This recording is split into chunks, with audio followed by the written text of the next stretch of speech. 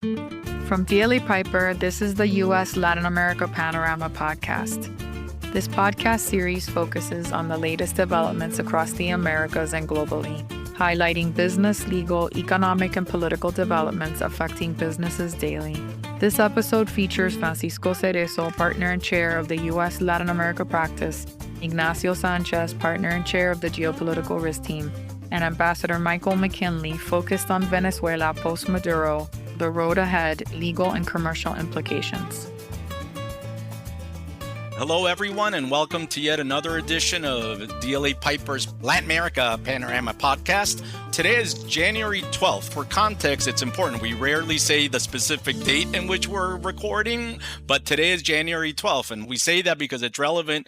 On January 3rd, as you all know, there was the ouster and capture of President Maduro of Venezuela, who, as everyone surely knows, is now in U.S. custody, awaiting trial in New York under indictment in the U.S. Southern District of New York. So a lot has happened. It's only been 9 days. There's been a lot of speculation as to what actually happened, where we are, the road ahead. So that's why saying that it's only been 9 days and it's January 12th is important, because this is changing quite quickly, and it may change next week, it may change next month. So depending on when you're listening to this, it may make a difference. Now, that said, there's a number of things that's important. We've had a number of friends of the firm reach out to us, and we're having conversations with our friends, clients globally. But we thought it was appropriate to put this podcast out in short order with two of my favorite people when I have these types of conversations, which are two terrific thought leaders on this front.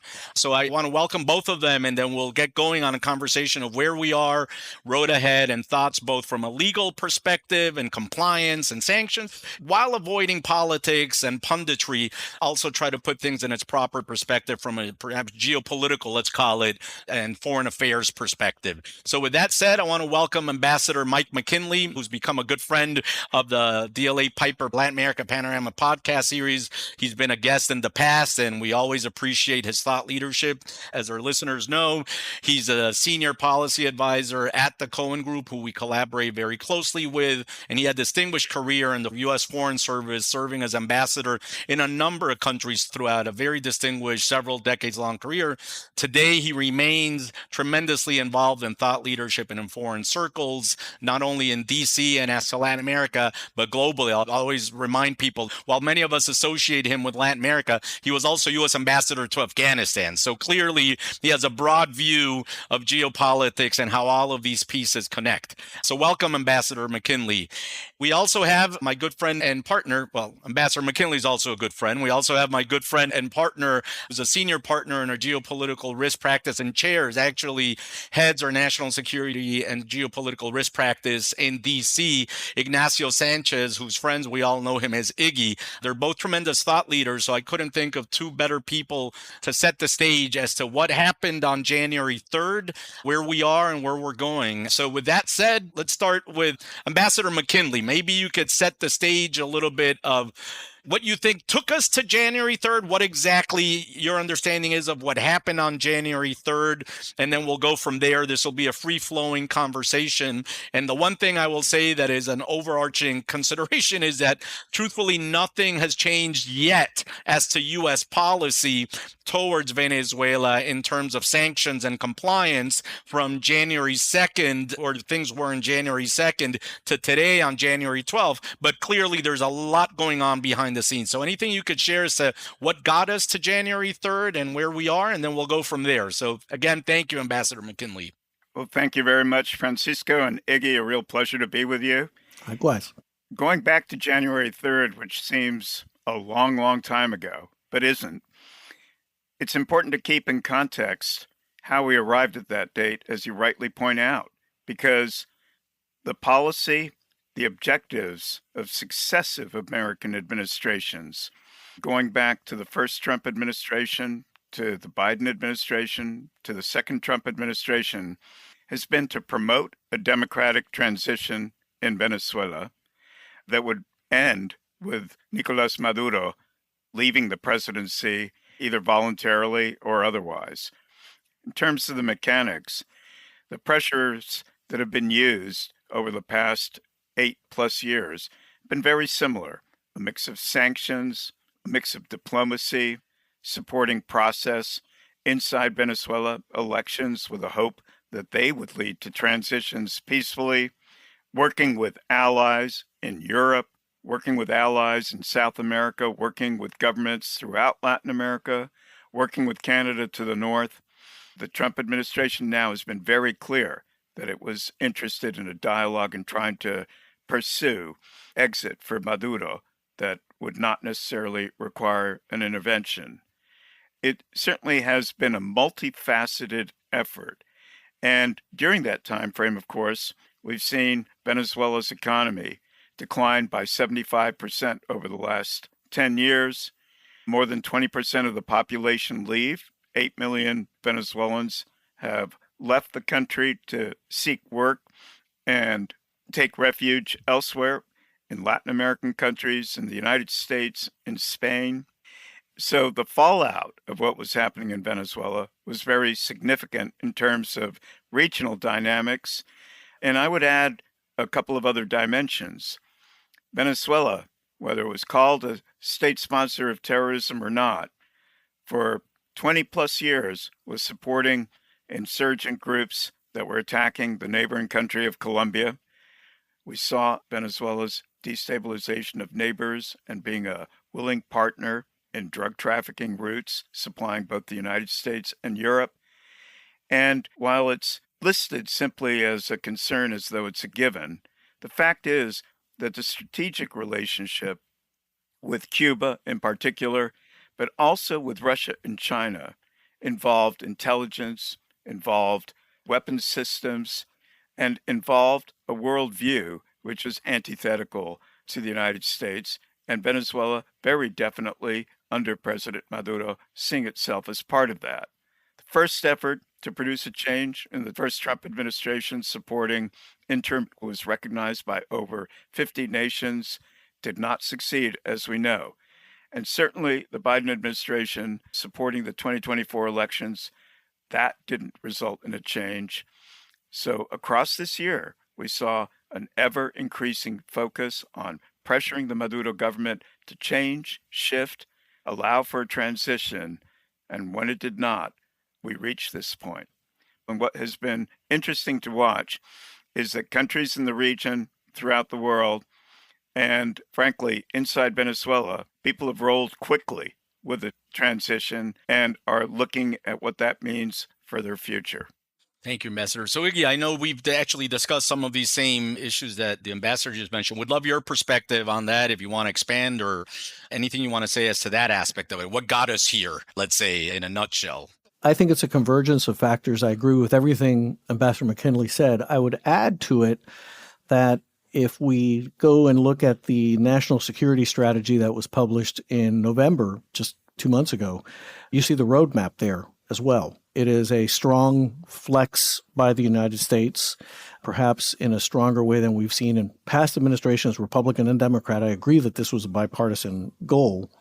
But I think Secretary Rubio, also National Security Advisor Rubio, which is a significant factor here, just from many conversations that I had with him, was of the belief that the United States had abdicated its position in Latin America and that the United States needed to reassert itself in a very strong fashion. That comes through very clearly in that national security strategy. And I think that the actions that were taken in Venezuela need to be looked at through numerous prisms. One is why we did it for Venezuela purposes, why we did it for hemispheric purposes, and why we did it for global purposes. And the consequences of that are really significant. And as you and I have discussed, Francisco, there has been a lot of interest from our friends and clients with respect to what is happening in Venezuela, what should I be doing, what I shouldn't be doing. But it is also having an impact where we're seeing questions about, well, how does this impact my interest in Colombia? And how does this impact my interests elsewhere? And it really depends upon the region or the sector that the client is in or the area of the world from which the questions are coming. But they're coming from everywhere. We should not see this as a Venezuela-only event, is my point.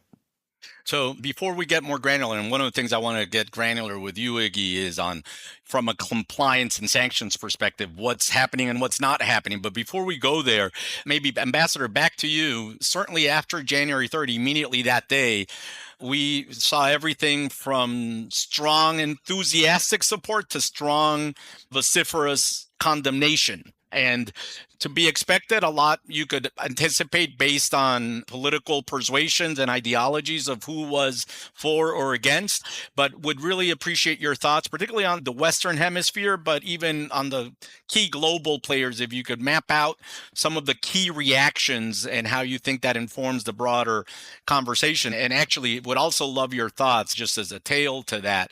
In conversation I actually had with Iggy, how sometimes I think some of these responses, let's call it reactions, will inform other policies of the U.S. administration towards those countries. I could imagine a world where if in some country were to have strong condemnation, the Trump administration may then not look that favorably upon that country as to other policies, whether it's tariffs, trade policy, or otherwise. And also in variation of that, if they were enthusiastically in support, maybe they would get more favorable view from the U.S. as to other policies. So if you could maybe sketch out on the larger Western Hemisphere countries, whether it's Canada, Brazil, Mexico, and then also globally, the more meaningful reactions and how it impacts broader geopolitics, I think that'd be tremendously helpful to our audience. Iggy framed this in the best way possible, whether you're looking at what happened to Venezuela itself, the bilateral relationship with the United States, Venezuela in the region, what the intervention in Venezuela means for United States policy towards the Western Hemisphere in general, what the impact more broadly internationally the intervention has produced. In terms of the regional impact of this, I'll go back to what I said earlier. The crisis in Venezuela that has been going on for more than 10 years has had a dramatic impact on the region, economically, in terms of refugee and migrant flows. We have a country which was also not the center of drug production, but an important transfer point for drugs going to different parts of the world, to the United States and to Europe, which was engaged, again, I'll repeat, in supporting armed groups that were active inside neighboring Colombia, and which strategically was building ties with U.S. adversaries, which were problematic over the longer term. I'm providing that context because as we look at the reaction post-January 3rd, there is concern, and we should not underestimate it, about what this means for international law, questions about sovereignty, respect for territorial integrity, but at the same time, a recognition that the case against Nicolás Maduro was a strong one, and more to the point, Nicolás Maduro did not have any friends anywhere in the world. So when we look at the region, there have been the relatively muted criticisms from countries like Mexico, Colombia, and Brazil, questioning the legality of the intervention. But there's hardly been a word of support. In fact, I can't think of one for Nicolás Maduro and the government he represented. And more broadly, certain countries are breathing a quiet sigh of relief that perhaps some of the pressures they've been dealing with because of the crisis will begin to ebb.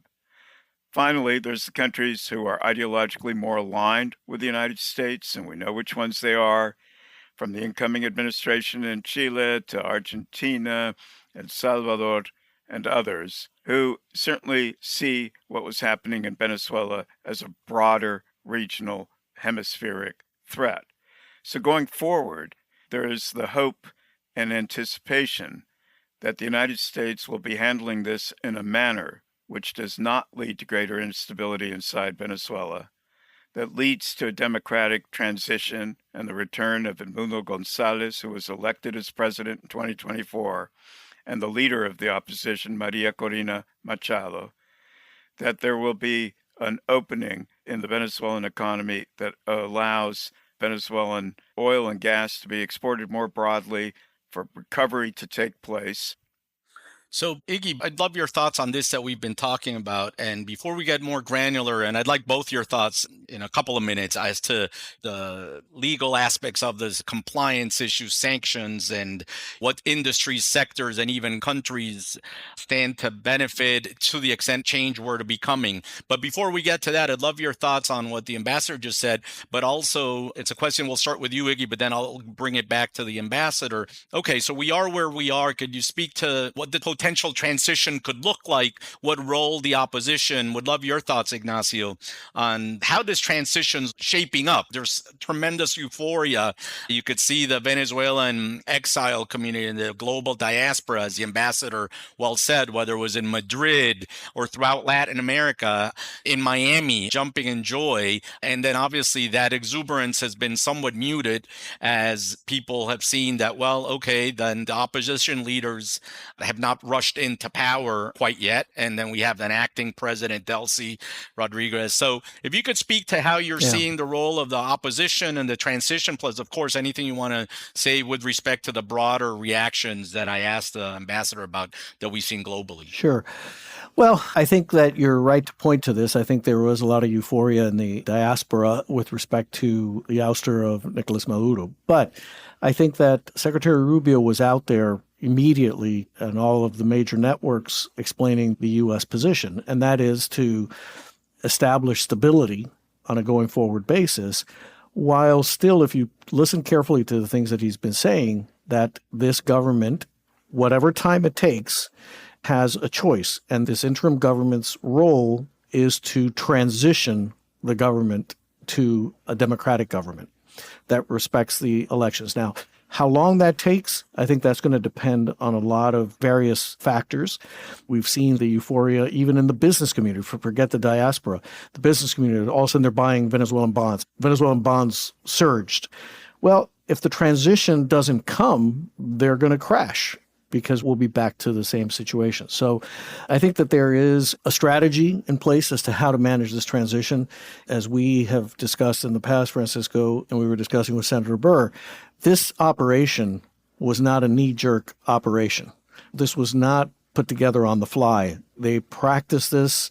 They built mock-up buildings. This was a 2-3 month long process to get ready to carry out this operation. So there was a military strategy, and what we need to recognize is that there has to be a corresponding political and economic strategy that is going to be running alongside of that. I would imagine Secretary Rubio and the administration have a plan. They're not going to necessarily tell us everything on day one, but we are starting to see the evolution of that plan and the various many factors that they were going to have to take into account. What I do believe is absolutely at the core of what that strategy is, that it is what is in the U.S. national security interest that will drive the strategy.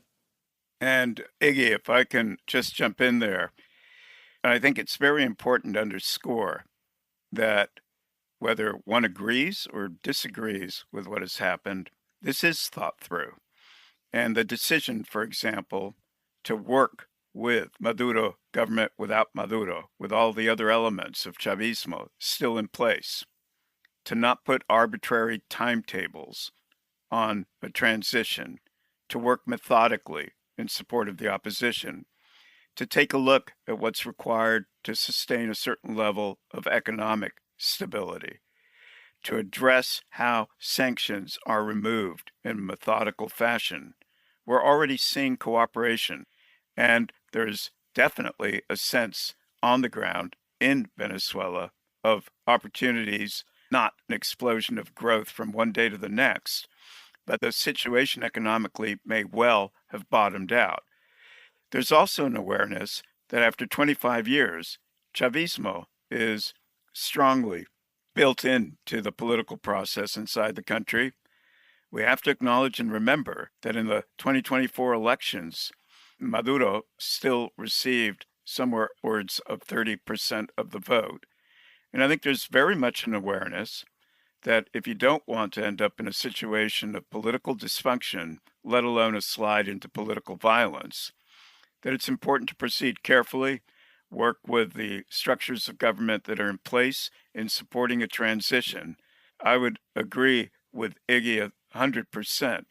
There's no way that the United States government is not going to be backing a democratic transition inside Venezuela, but this is going to be perhaps a little more calibrated than was originally anticipated. I've been following this very closely and reading different opinions from people who are just thought leaders in the space. And I've read a couple of foreign policy experts and geopolitically, not only in the United States, but folks from around the world say that you may be seeing here lessons learned by the U.S. as to de-Baathification after Saddam. And obviously, there's significant differences between Iraq and Venezuela. But with the fall of Saddam and the capture of Saddam and his fall, it may not have been in the best interests of the U.S. to rush in to try to dismantle, let's say, the existing regime, because it just created a vacuum, and we saw what that led to. So maybe there are some lessons that were learned from there that they're trying to extrapolate from to Venezuela as to how you manage a transition without creating these extreme vacuums that may lead to a certain amount of chaos. But I'm not sure. Before we move on, because I really want to hear where we are on the compliance and sanctions front and potential next steps, as well as where you all see the opportunities from an industry sector and even geographies perspective, what the opportunities may be generally and who may stand to benefit most. But would love your thoughts on that concept that I've been reading so much about, of the whole transition in Iraq after Saddam informs, at least in part, how this transition or potential transition is being approached by the U.S. government. Look, I think there's a lot of legitimacy to that school of thought that you just articulated there. There's lessons that have been learned. And I think that it is critically important that we have stability.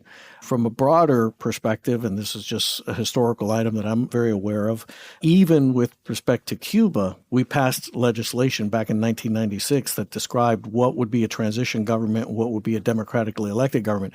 And that legislation gave a detailed plan that was going to take a significant amount of time. And if you look at this that is occurring now, it is not inconsistent with that legislation that was passed back then. But I do think that the new regime, the Rodriguez regime, if you will, it is being made very clear to them that there is an end to the process and they need to play ball. So we will see how they play ball along the way. And you're really getting a lot of contradictory signals in that regard. So there are the report of the paramilitaries, the colectivos on the streets, looking to single out people with double nationality or Americans. At the same time, you have a process of the freeing of political prisoners. There's almost 1,000 in Venezuelan prisons, but some fairly significant releases have already taken place to date, and they seem likely to continue. And there's certainly the expectation being set by the Trump administration that this sort of liberalization is expected to continue. In terms of addressing the actual institutions on the ground, I think there's also recognition that in a country of 30 million people that was also once one of the richest in Latin America, there are many people with different political power bases and the ability to create issues, difficulties for transition going forward. But they are also being given notice that, as Iggy rightly said, there's going to be an end date on this that's going to result in a transition that leads to a different dispensation. We're seeing the same message being sent, by the way, to Cuba, and probably not noticed, but Nicaragua.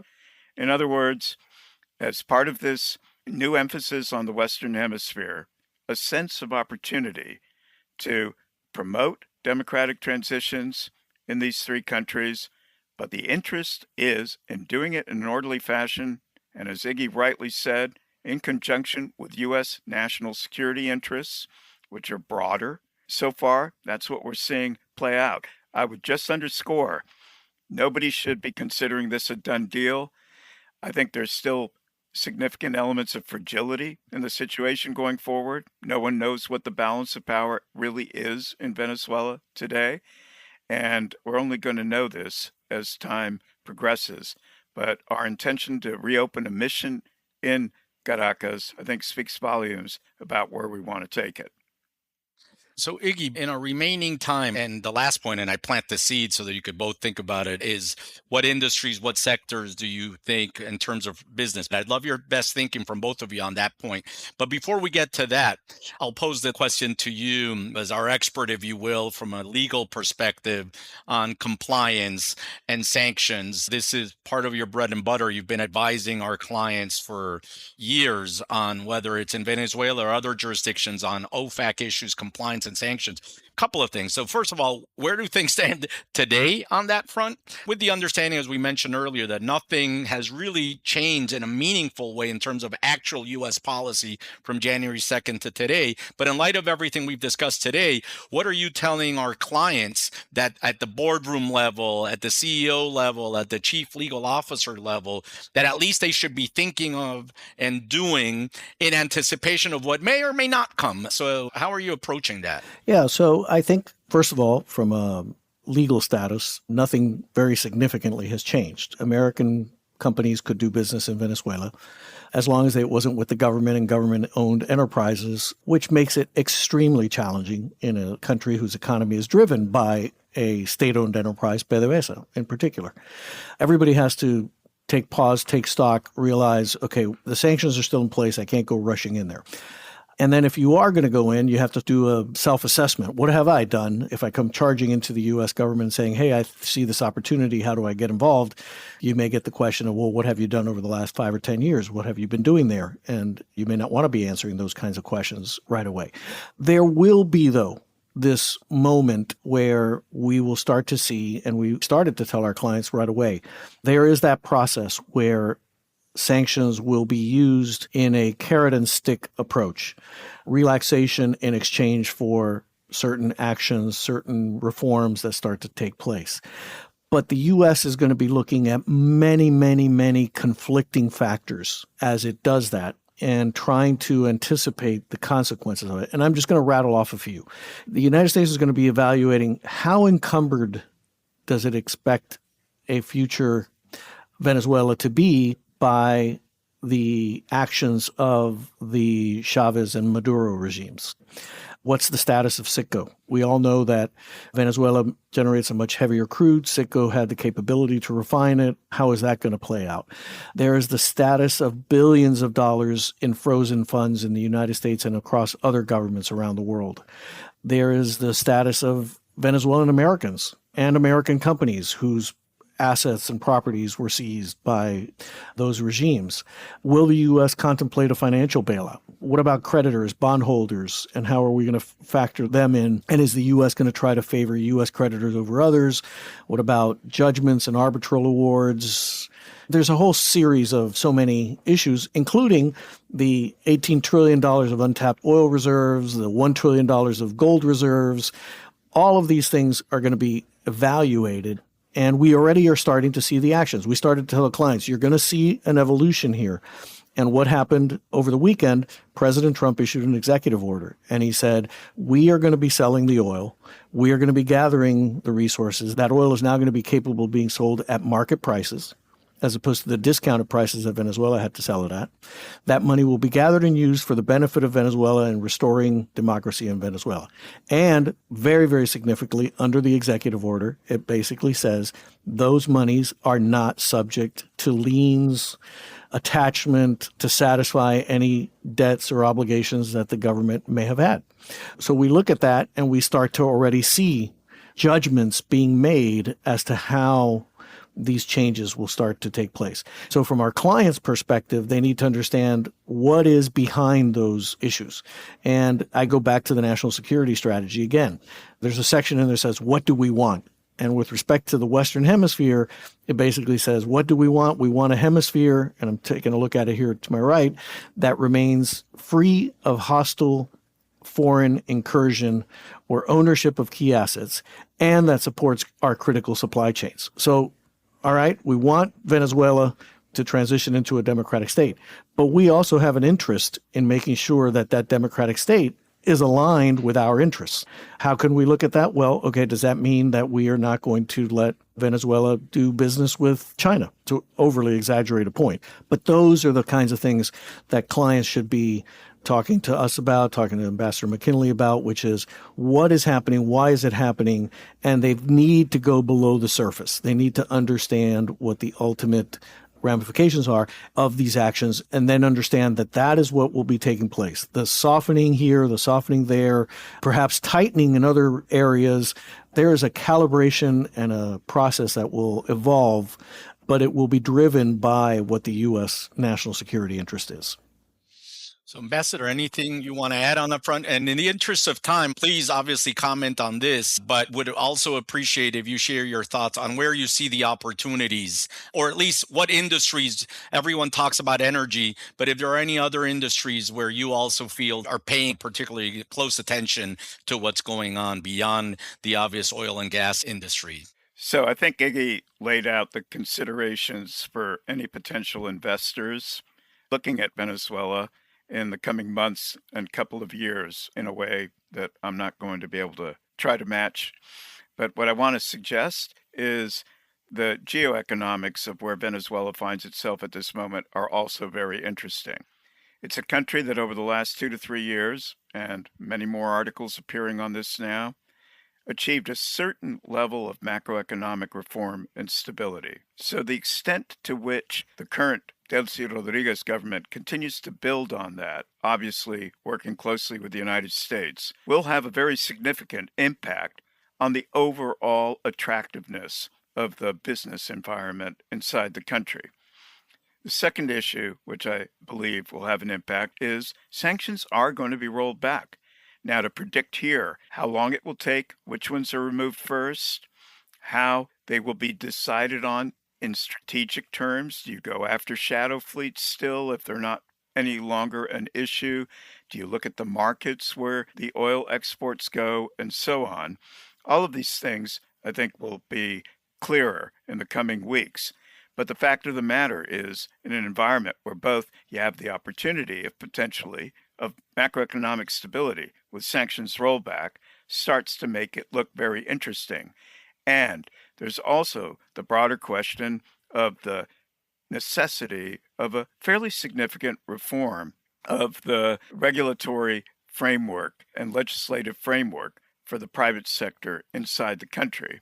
And this was already part of the debate in the presidential election campaigns that took place not just in 2024, but previously, but now will be discussed more openly.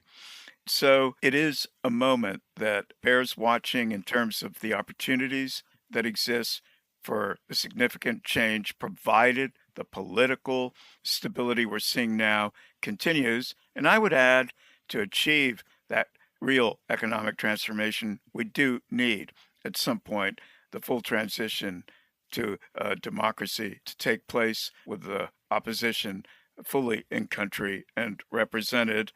And on the broader front, beyond heavy crude, Iggy spoke about gold.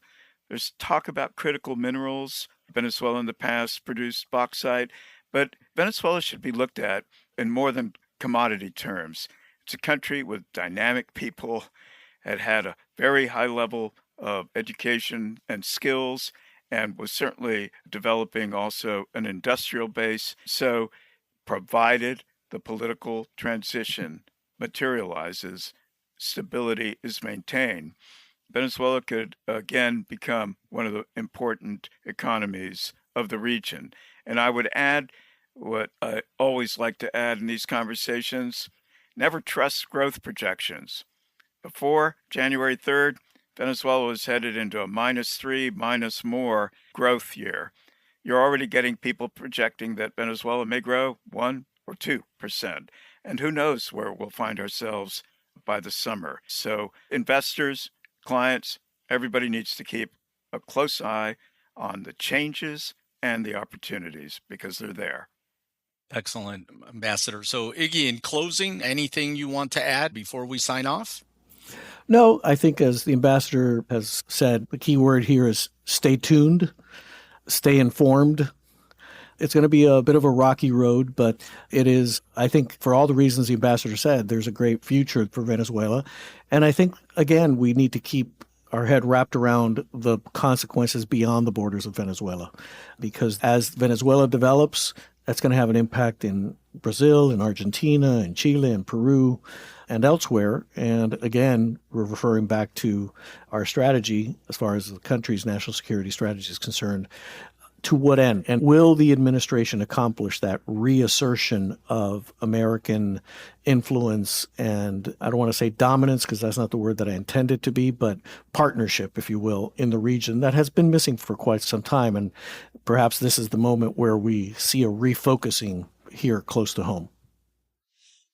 So as Iggy just well said, the key thing here is to stay tuned. So to me, it's always a privilege and a pleasure to share this space with each of Iggy and Ambassador McKinley. I hope you found it useful, instructive. And again, we're still only January 12th, only 9 days out of this seminal moment in the history of Venezuela. So we appreciate your joining us, and we'll keep the conversation going. Thank you, everyone. Thank you for joining us and listening to DLA Piper's U.S. Latin America Panorama podcast. Please be sure to visit and follow us on LinkedIn under DLA Piper in Latin America and via dlapiper.com. If you have topics or speakers you'd like to suggest, please reach out to us at dlapiper.americas@dlapiper.com. Thank you for your interest. All information, content, and materials contained in this podcast are for general informational purposes only. This podcast is intended to be a general overview of the subjects discussed and does not create a lawyer-client relationship. Statements and opinions are those of the individual speakers and participants and do not necessarily reflect the policies or opinions of DLA Piper LLP US. The information contained in this podcast is not and should not be used as a substitute for legal advice. No listener should act or refrain from acting with respect to any particular legal matter on the basis of this podcast without first seeking legal advice from counsel in the relevant jurisdiction. This podcast may qualify as lawyer advertising, requiring notice in some jurisdictions. Prior results do not guarantee a similar outcome. DLA Piper LLP US accepts no responsibility for any actions taken or not taken as a result of this podcast.